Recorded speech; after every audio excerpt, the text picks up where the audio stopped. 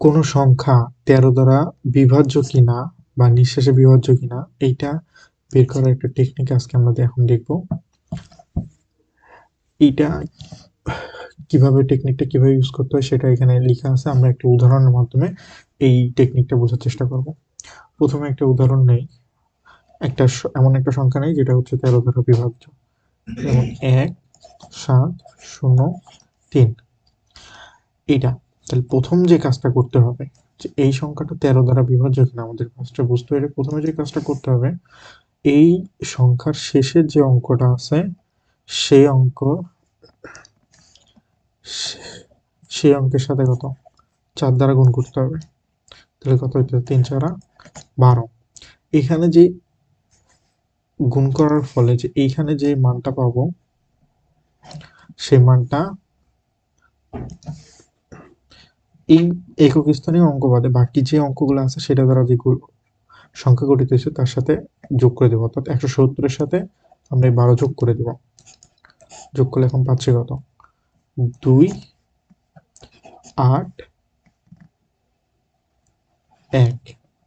এখন দেখতে পাচ্ছি যে এই সংখ্যা আদৌ 13 দ্বারা বিভাজ্য কিনা এটা কিন্তু আমরা আসলে এত সহজে বুঝতে পারতেছি না। তাহলে এই সেম প্রসেসটা আরেকবার ট্রাই করে দেখি। যতক্ষণ পর্যন্ত না সহজে বুঝতে পারবো ততক্ষণ পর্যন্ত আমি ট্রাই করতে পারবো আর কি। এখন এই শেষের অঙ্কটাকে আবার আলাদা করলাম এবং একে আবার 4 দ্বারা গুণ করি। তাহলে করতে 4 দুগুণে 8। তাহলে এখন এই 8কে আবার এই 8-এর সাথে যোগ দেই। তাহলে কত পাই?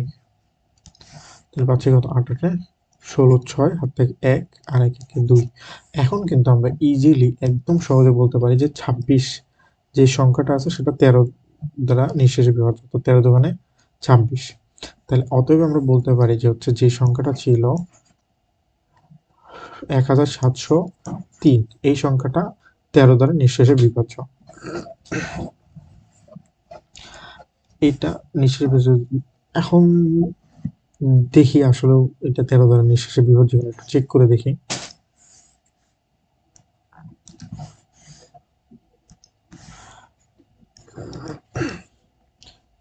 তেরোকে 13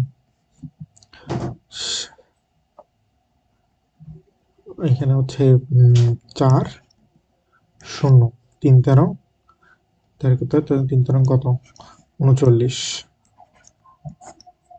1 3 এই যে 13কে 13। দেখতে পেলাম যে এই যে সংখ্যাটা ছিল আমাদের যে সংখ্যাটা দেওয়া ছিল সেই সংখ্যাটা দেখতে পাচ্ছি যে 13 দ্বারা নিঃশেষে বিভাজ্য হচ্ছে। অর্থাৎ আমরা এই পদ্ধতি ব্যবহার করে ইজিলি বলতে পারি যে কোনো সংখ্যা অনেক বড় সংখ্যা হলে আমরা আসলে এইভাবে দেখতে পারি সংখ্যাটা হচ্ছে 13 দ্বারা নিঃশেষে বিভাজ্য হবে কিনা। এখন আমরা আরেকটা উদাহরণ নিলে বিষয়টা আরো ক্লিয়ার হয়ে যাবে।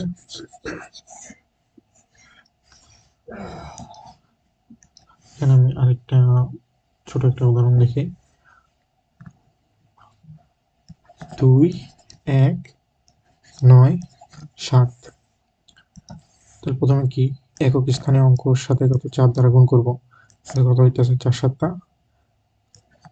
28। এই অঙ্ক 28 এটার সাথে যোগ দিয়ে দিব। 8 আর 9 কত 17 7 হাত থেকে 1 2 আর 2 কত 4 আর এই 2 করতে 2। এখন দেখতে পাচ্ছি যে এই সংখ্যাটা আসলে 13 দ্বারা বিভাজ্য কিনা বুঝতে পারতেছি না। সুতরাং আমাদেরকে এই প্রসেসটা আরেকবার করতে হবে। এখন তাহলে প্রথমে একক স্থানীয় অঙ্কের সাথে কত 4 দ্বারা গুণ করব। আবার 4 সাথে কত 28 28 এই 28 কে এটার সাথে যোগ করে দেব। তাহলে কত হইতেছে 8 4 12 2 থেকে 1 2 2 দিয়ে 4 1 5।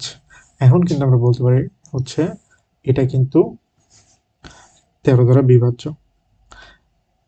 এখন যদি অনেক সময় এইটাও যদি না বুঝি যে আসলে এটা 13 দ্বারা বিভাজ্য এটা বুঝতে পারতেছেন তাহলে আরেকবার করি, সমস্যা নাই তো।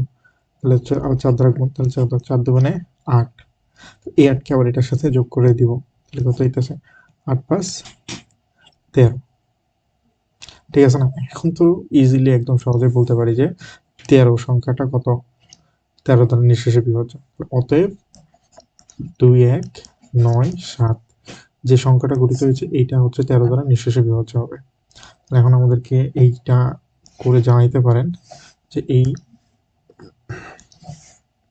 এইটা 13 দ্বারা নিঃশেষে বিভাজ্য হবে কিনা।